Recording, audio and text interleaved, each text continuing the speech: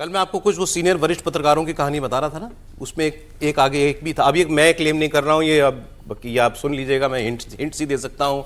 बड़े senior journalist जो हैं जिनको कांग्रेस की खबर ज़्यादा रहती है वो बता रहे थे ऐसा कि राहुल गांधी के इन तेवरों से बंगाल में उन्होंने कहा कि Amit Shah ji, again I am saying, please मेरा कोट नहीं है ये, उनका दावा था कि अमित शाह जी ने ये कहा एक मीटिंग में कि राहुल गांधी जो कर रहे हैं अपनी पार्टी के लिए ठीक कर रहे हैं। बंगाल में जो भी वो कर रहे हैं इस वक्त वो अपनी पार्टी के लिए ठीक कर रहे हैं। मुझे नहीं पता कि इससे देखिए इस पे एक लाइन में जोड़ दूं, जिसने भी ये बात कही हो वो मतलब बहुत ही हवाबाज आदमी है। अमित शाह कभी आपको नहीं सुने, वो अमित शाह कभी कही नहीं सकते कि राहुल गांधी ठीक कर रहे हैं।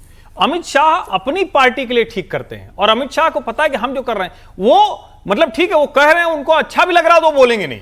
उनको अगर ठीक भी लग रहा हो तो ये बोलेंगे नहीं कि राहुल गांधी अच्छा कर रहे हैं भाई। लेकिन इतना तो दिखता है ना कि मोदी का सबसे बड़ा विरोधी ममता से भी बड़े बैरी राहुल गांधी है और वो खुद इस बात को कह रहे हैं।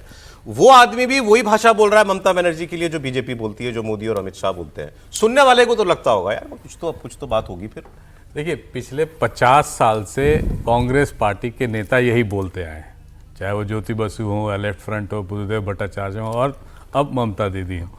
तो उनका जो बार बार हम लोग भी यही कह रहे थे कि उनका स्पेस क्या है। उनको ये लग रहा है कि अगर ममता जी सीन से गई तो हम आ गए, जो कि उतना आसान उनके लिए नहीं होगा, क्योंकि हो सकता है टीएमसी किसी ना किसी फॉर्म में सरवाइव कर जाए। उन्होंने लेफ्ट फ्रंट के साथ भी अलायंस करके देखा, कुछ नहीं फर्क पड़ा। लेकिन इस बार उनको लग रहा है शायद ये कहीं बीजेपी आगे आ गई और हम पीछे से वो स्पेस ले लें, तो वो उसकी फिराक में है। और ममता चाह रहे हैं कि बीजेपी आ जाए, ममता जाए।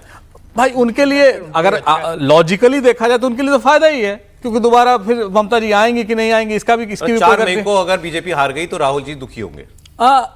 हार गई तो दुखी होंगे, यस दुखी होंगे, लेकिन वो लार्जर इंडिया के प्रोसेस में देखें तो वो खुश होंगे कि चलिए हमारा ऑपोजिशन का स्ट्रेंथ बढ़ा है। और ममता जी तो आज से नहीं, कांग्रेस का आप देखें, प्रणब मुखर्जी जब प्रेसिडेंशियल कैंडिडेट थे उस समय उनका भी ओपोज किया था बंगाल के रहते हुए, बाद में भले ही उन्होंने वोट दिया था, लेकिन इनिशियली वही क्या तो अरे अब ये तो चलिए राहुल गांधी की बात हुई, लेकिन जहां से हमने बात शुरू की थी कांग्रेस के कार्यकर्ता की हत्या हुई, इसके अलावा भी कई जगहों पर हिंसा हुई है। दूसरे फेज की वोटिंग से पहले कई जगहों पर हल्ला हंगामा मारपीट ये सब हुआ।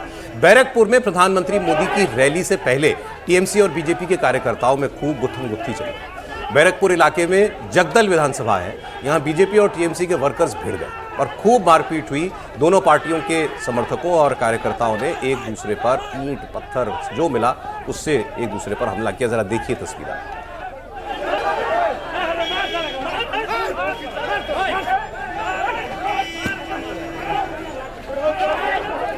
यह भी आरोप है कि इस यहां से जो पूर्व सांसद हैं अर्जुन सिंह बीजेपी के नेता, उन पर भी हमला किया गया। टीएमसी के कार्यकर्ताओं ने उनको भी खींचकर मारने पीटने की कोशिश की है। इस बीच अर्जुन सिंह को निशाना बनाने का प्रयास हुआ। पुलिस ने 4 लोगों को अरेस्ट किया है और गिरफ्तार लोगों में भाटपाड़ा नगर पालिका पार्षद भी है। भाटपाड़ा से बीजेपी के कैंडिडेट और अर्जुन सिंह के बेटे पवन सिंह का यह कहना है कि भाटपाड़ा में उनके घर के सामने गोलीबारी की गई और इसमें सीआईएसएफ के एक जवान को गोली लगी है। टीएमसी ने कहा है कि गोलीबारी बीजेपी की तरफ से की गई है। तो आप सोचिए, कलकत्ता शहर में गोली भी चल रही है और पूर्व सांसद है उसको खींचकर मारने पीटने का प्रयास। खैर दोनों तरफ से ही इस किस्म के जो है वो आरोप हैं। एक और बड़ी वारदात, दूसरे फेज की वोटिंग से ठीक पहले देसी बमों का जखीरा बरामद हुआ है।